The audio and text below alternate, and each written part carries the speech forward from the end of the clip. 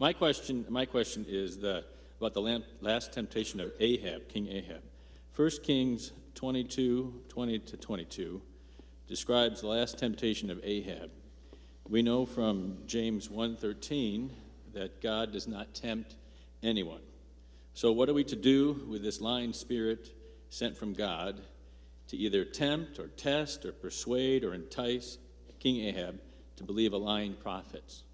And a corollary to that is, does God provide a way of escape for non-Christians like King Ahab would be? Oh my.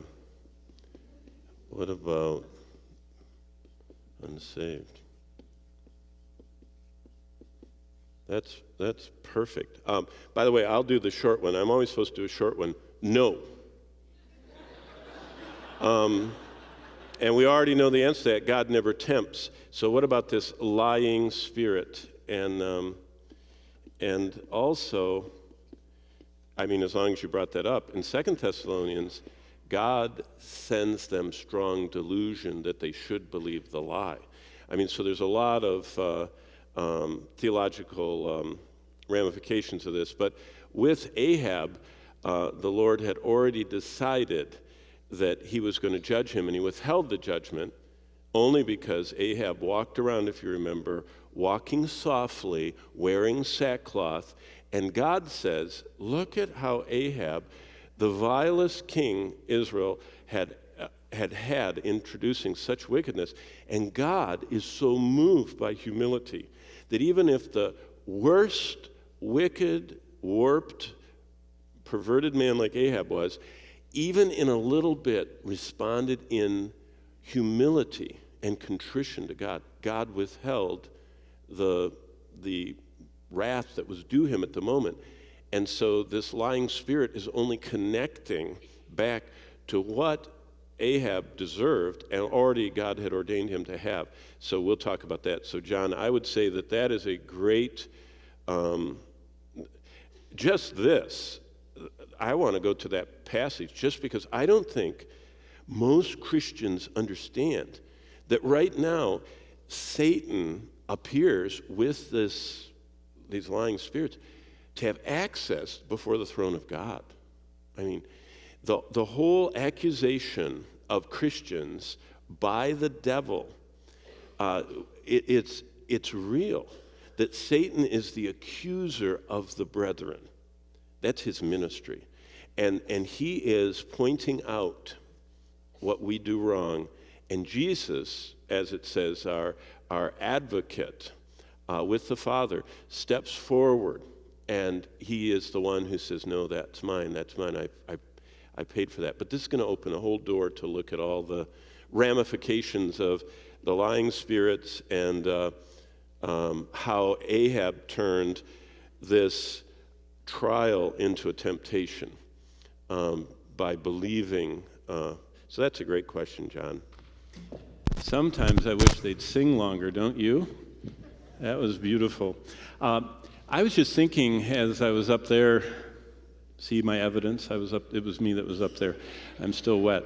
How many of you have had the privilege of being the channel through which the Lord proclaimed the gospel to someone? And you've actually been the person there when someone has called on the name of the Lord. That's called soul winning or evangelizing or sharing the gospel or leading someone to Christ. But what I think about is that for many believers, we want to do that. We try and do that. We carry around the tracts. We talk to people. We invite people to church. But I found probably one of the biggest hang-ups or kind of impediments we have is that we never simply say to someone after we share whatever, the gospel, the tract, the plan of salvation, most Christians don't take that final step and look them right in the eye and say, would anything keep you from right now, this moment, asking the Lord to save you or calling on his name or receiving Christ? You just look at him and you wait for an answer. I remember how many times I shared the gospel but just shared it and ended and said it was good to talk to you and went on my way. And I remember being next to a real evangelist. You know a real evangelist. I could point out to you the ones that are in the congregation. They look for people. I mean, one of them goes to Walmart. I shouldn't say this because Walmart will find out. They go to Walmart, that food thing they have there where you can, they have like a dining room or something where you can buy food and sit and the employees eat there. And they actually just go there and buy something and sit by an employee and share the gospel. And then when that employee leaves, I don't know if they get a drink or something, they sit by another one. They actually, they try to find people sitting alone that they can, or a couple, and go to them and share the gospel. But I was with one of those early on when I was in school learning all this, and I heard them say, after they did what I did, they looked them right in the eye and they said, would anything prevent you from right now asking the Lord to save you? And boom, they led someone to the Lord. And I thought, I never have asked any. I just share the gospel and, and that's fine to just share the gospel, but you miss that blessing of seeing what you saw tonight, of these coming to Christ. So just to encourage the saints around us, if you have ever sat next to someone or stood next to someone or kneeled next to someone and you have verbally shared the gospel and they have called out and asked the Lord to save them, and the Lord used you for that wonderful, miraculous work, and so you are a soul winner or an evangelist or whatever you want to call it, you've led someone to Christ, would you just stand up right now and smile? Okay, stand up and smile. Now look at the normal people around you. Keep standing. Keep smiling. You survived. Look at that. Isn't that amazing? Now you may be seated. Now, if you knew any of those people, you ought to walk up to them and say, I saw you stand, and I've always wanted to do that. And I've got my track off the track rack, and I put it in my purse or wallet, and I've shared it. But tell me how the Lord used you. And did you know what would be the greatest blessing? There's only one thing we can take with us to heaven. We can take with us, 1 Thessalonians 2, 19 and 20 says, we, at Christ's coming, the hope and joy and crown of rejoicing are those that we have shared the gospel with. They are the ones we are taking with us. And the greatest thing in life, better than getting your name on some gigantic trophy, better than being the employee of the year or of the century, or having some, accomplishment that's lauded academically or athletically or something. One of the greatest things in life is to know that you have done what Jesus left us here to do, and that's to go into all the world and proclaim the gospel and take people with us to heaven. So you saw the veterans. They have done what we were left to do here. And once you lead someone to Christ, you don't want to stop. You just start praying for more. And it becomes a passion we have to share the gospel. And so, okay, we have two microphones, but before you come to the microphone, I want to answer the one real quickly. Let's all turn our Bibles to 1 Kings. Is it 21? I think so. John Beck, are you here? Is it 21? 22, sorry. I printed off your question, but I left it on the printer, so I'm just going to wing it. So if I miss too much, you speak up. But 22, 1 Kings 22, 19, onward, okay? Let's see, and let's just go to 23.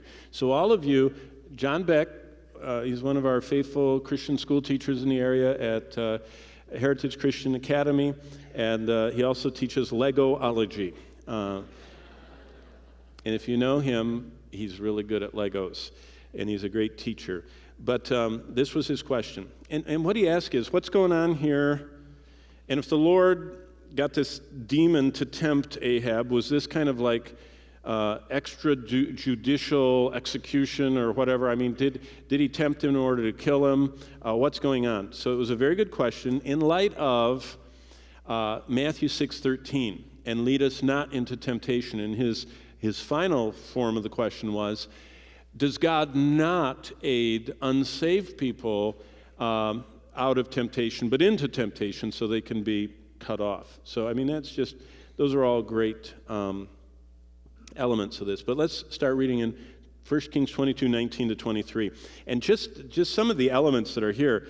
Then Micaiah said, therefore hear the word of the Lord. Micaiah is the prophet of the Lord in this moment, confronting one of the wickedest, heinous kings, an idolatrous Israeli king, Ahab, who married a Sidonian wicked woman named Jezebel. So, I mean, her name is synonymous with sin. But therefore, hear the word of the Lord. I saw the Lord sitting on his throne. So God's throne is in view. Okay? And this is a prophet speaking. So either this is an anthropomorphic, that means something shaped so humans can understand it, which is how some commentators put it, or this is actually a vision, kind of like John in Revelation. And I would be on the non-anthropomorphic. I really think this is actually God pulled back the veil and let us see what's going on. But I saw the Lord sitting on his throne, and all the hosts of heaven standing by on his right hand and on his left. That exactly, the throne scene and the hosts, exactly corresponds with when we see in Revelation the throne of God in Revelation 4 and 5, God's on his throne and the hosts are all around him. When we see in Daniel 7 the same setting, and this 1 Kings 21. And also in just a moment, I'll show you one more that is fascinating. In fact, I'll show you two more that's fascinating. Zechariah 3. Zechariah 3, this one we're in. Daniel 7, that's where the fire's coming out under the throne. Revelation 4 and 5, the great crystal sea. And Job 1 and 2 is fascinating. But all of these have the same God on his throne, all the hosts of heaven standing by his right hand and left. And the Lord said, who will persuade Ahab to go up that he may fall at Ramoth Gilead? So one spoke in this manner and another spoke in that manner. Then a spirit came forward and stood before the Lord and said, I will persuade him. And the Lord said to him, in what way? So he said, I will go out and be a lying spirit in the mouth of all his prophets. And the Lord said, you shall persuade him and also prevail. Go out and do so. Therefore, look, the Lord has put a lying spirit in the mouth of all the prophets of yours, and the Lord has declared disaster against you. Now, you can read the rest. Zedekiah puts on this little horn thing and, does this big deal. And the king, verse 26, says, take Micaiah the prophet, returning to Ammon, and save the king. Verse 27, put him in prison and feed him and put bread of affliction and water of affliction. He's on bread and water, kind of in solitary confinement, until I come in peace. Verse 28. This is the boldness of a prophet. And as they're hauling him off to throw him in the dungeon, Micaiah turns back and looks at the king of Israel, Ahab, in all of his robes and says, if you ever return in peace, the Lord has not spoken by me. And he said, take heed, all you people. So the question is, did God tempt Ahab with the lying spirit in the prophets, and did it lead Ahab to his doom?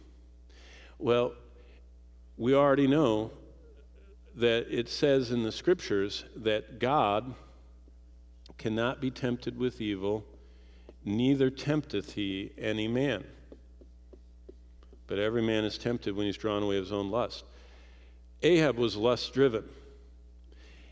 All God had to do is tempt him through the lying spirit. Now, was God tempting him in the way that God says he doesn't do? No.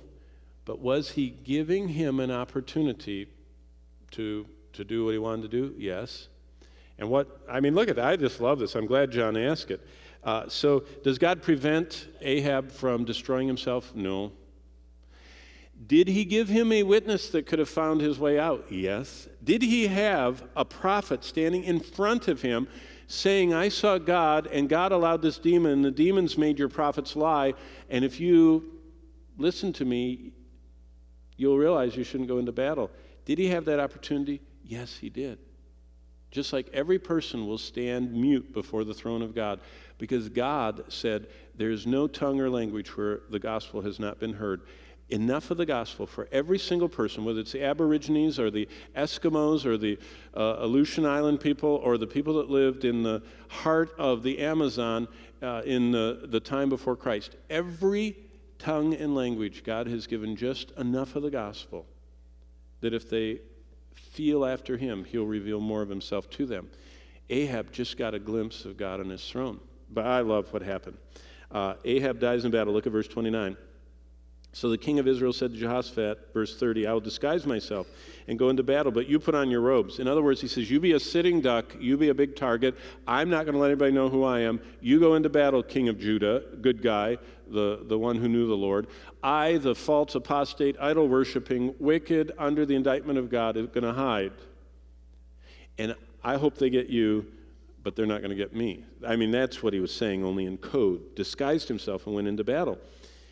In verse 31, now the king of Syria, isn't that interesting? They've always had problems with the Syrians. The Israelis and Syrians have never gotten along, and not much has changed. And he commanded 32 captains of his chariots, saying, fight with no one small or great, but only with the king of Israel.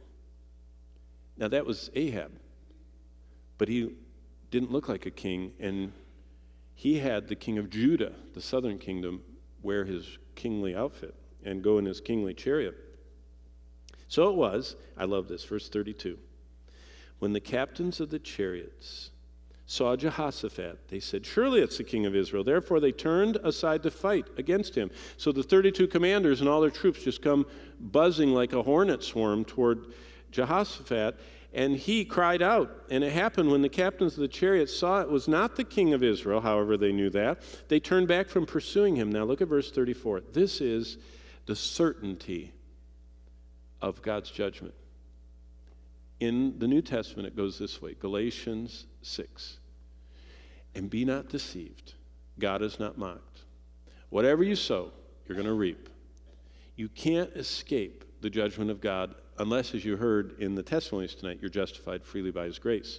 So look what happens. Now, a certain man drew a bow at random. Now, that's kind of like taking your bow, pulling it back, and just going like this and shooting it. Not aiming it, just shoot it.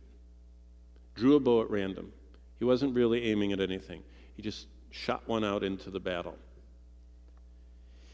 And struck the king of Israel between the joints of his armor. Isn't that interesting? Now, if it was shot this way, it would be hard. If it was shot from below, or if it was one of those airborne shots, there are joints where the chest part hits the head part, and there's little places where something coming down or something coming up from below could get you. And that's what happened. It was one of those guided by the Lord, and it struck him between the joints of his armor. So he said to the driver, turn around, verse 34, take me out of the battle, for I'm wounded. And the battle increased, and they propped him up in his chariot. That's some great medical care. Prop him up and let him bleed. And the blood ran out from the wound unto the floor of the chariot. Verse 36, and the sun was going down. A shout went through the army, saying, every man to his city and every man to his country. Verse 37, so the king died and was brought to Samaria, and they buried the king in Samaria. And then someone washed the chariot at a pool in Samaria, and the dogs licked up his blood while the harlots bathed, according to the word of the Lord which he had spoken. Where's that? We'll back up to chapter 21 and look at verse 9. Chapter 21 is the indictment, the condemnation that God brought against Ahab for his sin.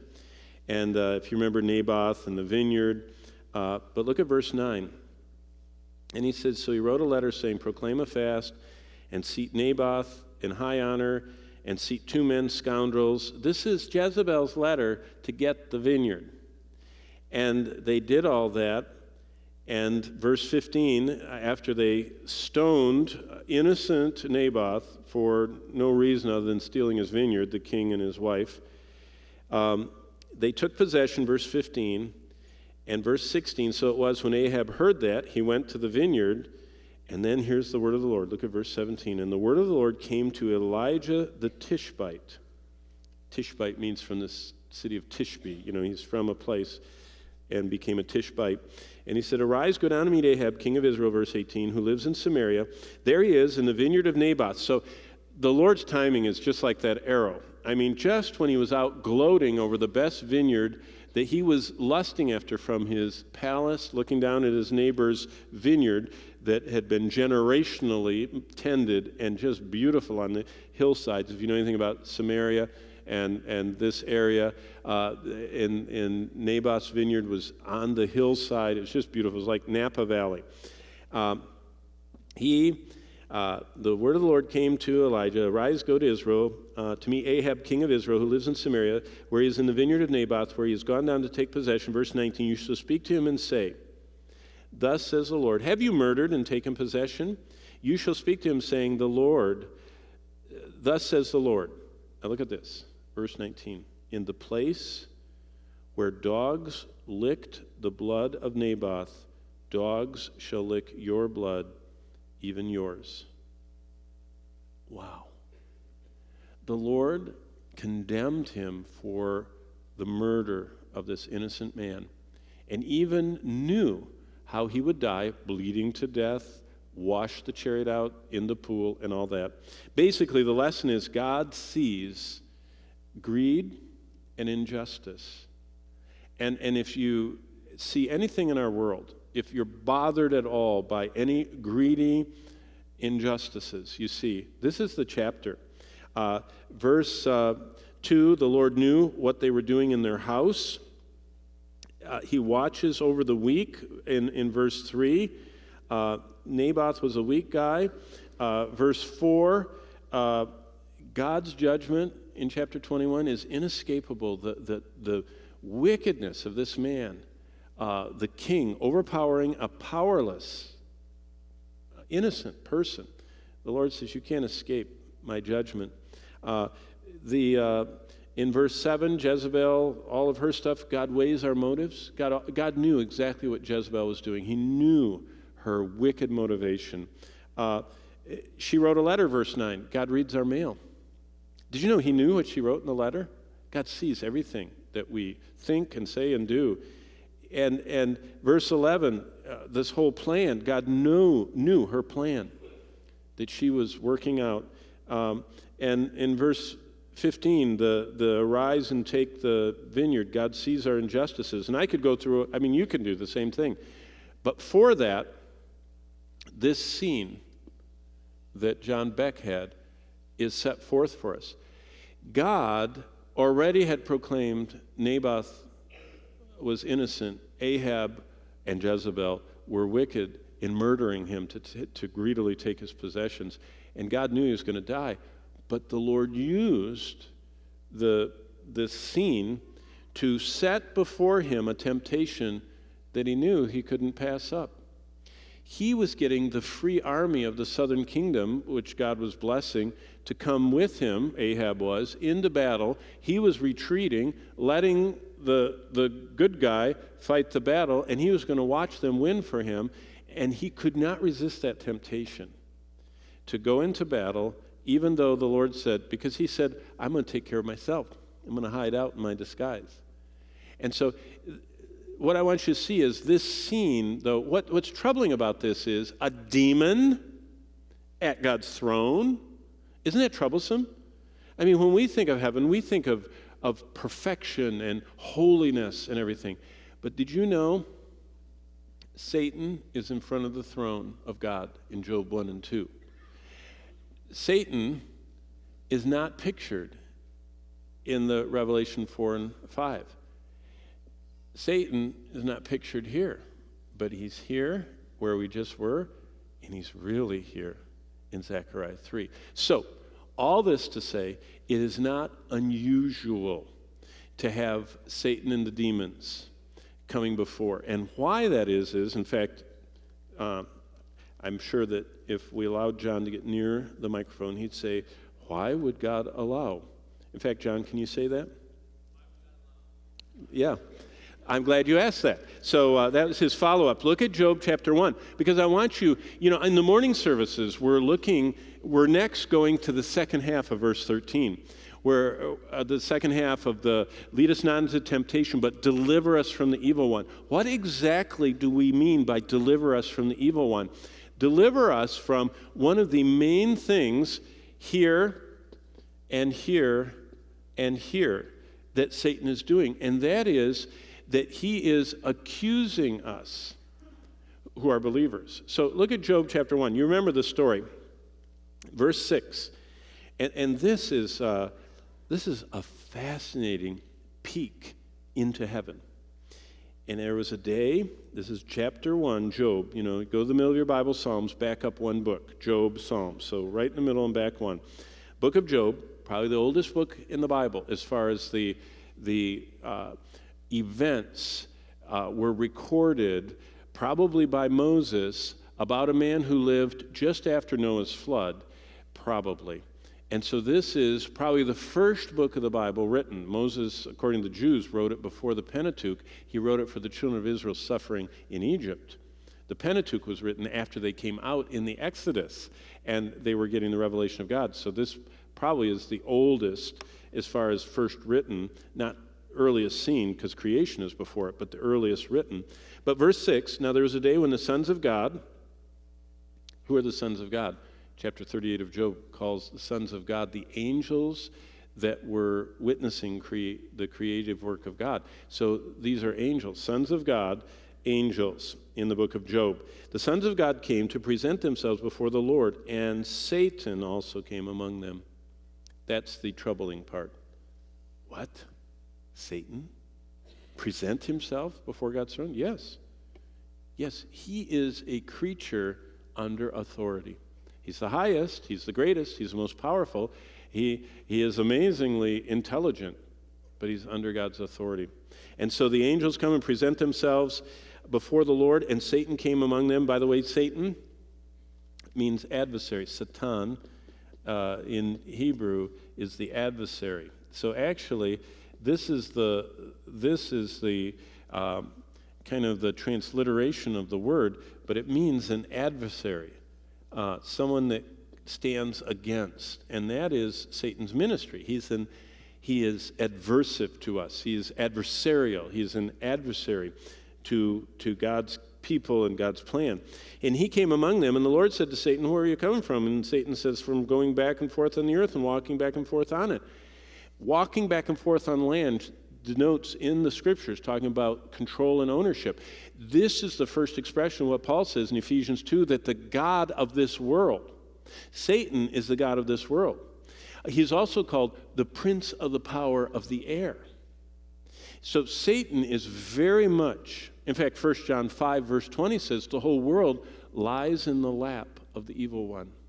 That's why we're supposed to not love the world or the things in the world, because everything in this world has this, kind of like Vladimir Putin was just implicated in the killing of a KGB spy that he didn't like with polonium, and when they went in with their Geiger counters, there's polonium all over the embassy. There was a trail. Satan's polonium, his radioactive wickedness, is implicating him everywhere in this world. He is actively doing this, walking around, trying to cause problems. Peter says he's like an adversary, a lion seeking to devour. So he's going to try and devour Job, is what I'm saying. And verse 8, and the Lord said to Satan, "Have you considered my servant Job? There's nobody like him." Boy, did that pique Satan. God says, "There's nobody like this." And he went, "Oh, I got a target now. I'm going to get him." No one like him on the earth. He's blameless. He's upright. He fears God and shuns evil. And Satan says, yeah, he shuns. Does he do that for nothing? Verse 9. You have protected him, verse 10. And you're protecting his household and all of his possessions. You've blessed everything. You know what that means? God can protect us, and God does bless us. But you know what else it means? That the reason we're here on earth is not for God to just bless us and for us to have, 10 children like Job had and thousands of animals, which is a measure of wealth. But we're on the playing field. We're on the stage.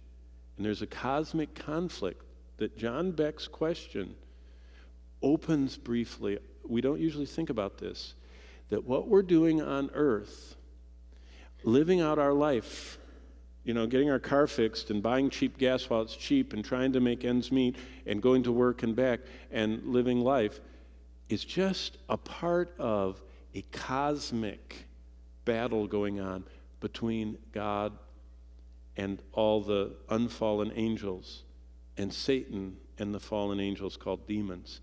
And there's a constant conflict going on. And so Satan says, stretch out your hand and touch all he has, verse 11. He'll curse you to your face, which means Satan's not omniscient, because Job didn't. But he was hoping he would. And the Lord said to Satan, behold, all he has is in your power, only don't lay a hand on this person. God limits Satan's power. That's what deliver us from the evil one means. Lord, when Satan attacks me,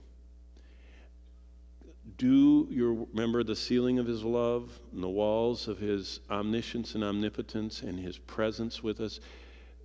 Protect me through this. And so the Lord is protecting him and said, you can touch anything but his body, his person.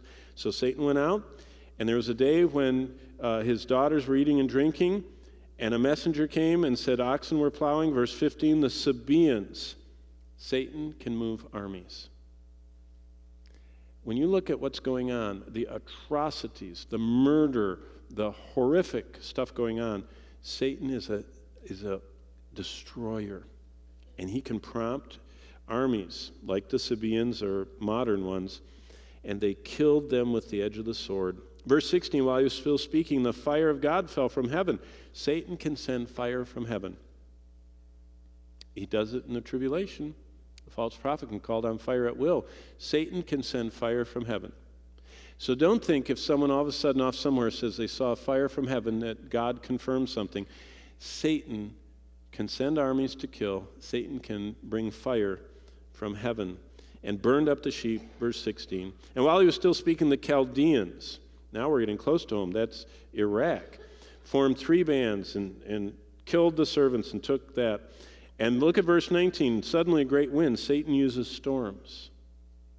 Prince of the power of the air. But all that is being regulated by God, by his love, his wisdom, his omnipotence, and his presence. God was regulating, was keeping Satan from going too far, and he always does. And then all of his children were killed, the young people in verse 19. And Job rose and tore his robe and says his famous statement in chapter 2, he attacks Job's health. So basically what I'm saying is this is not unique. We could go through Zechariah 3. It's the same thing. Joshua, representative of the high priest of Israel, is standing before the Lord. The angel of the Lord's there, and Satan's there. And Satan is accusing Joshua, and the angel of the Lord rebukes him and protects Joshua. And this whole scene is here, and it's here, of this conflict, the cosmic conflict between Satan and the people of God. So it's 7:08, and if I had another question, I'll go overtime. So what I thought we should end with is, close your Bible and grab your hymn book. And I thought we would sing a golden oldie tonight, because as John Beck was putting me through the ringer, and as I was thinking about this, I thought immediately of A Mighty Fortress Is Our God.